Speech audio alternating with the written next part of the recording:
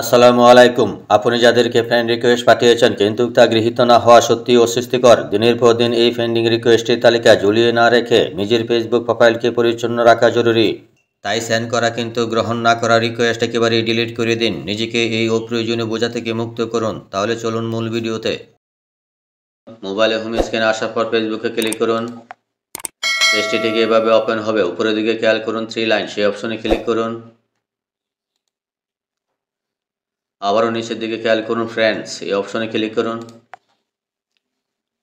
উপরের দিকে খেয়াল করুন 146 জন অলরেডি অনলাইনে আছে। তার ডাইন দিকে খেয়াল করুন ফ্রেন্ড রিকোয়েস্ট, তারও ডাইনে ইউর ফ্রেন্ডস। আমরা এখান থেকে ফ্রেন্ড রিকোয়েস্ট এই অপশনে ক্লিক করুন। ঠিক এইরকমভাবে পেজটি ওপেন হবে। উপরের দিকে খেয়াল করুন 3 ডট, সেই অপশনে ক্লিক করুন।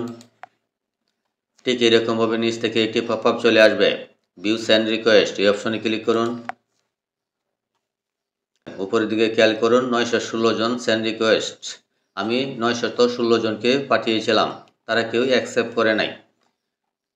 প্রত্যেকের আইডি ডাইন দিকে খেয়াল করুন, এইখানে হচ্ছে 20 ঘন্টা, অর্থাৎ 20 ঘন্টা হয়ে গেল তারা অ্যাকসেপ্ট করে নাই। আবারও নিচের দিকে স্ক্রল করলাম, এইখানে খেয়াল করুন 1 সপ্তাহ।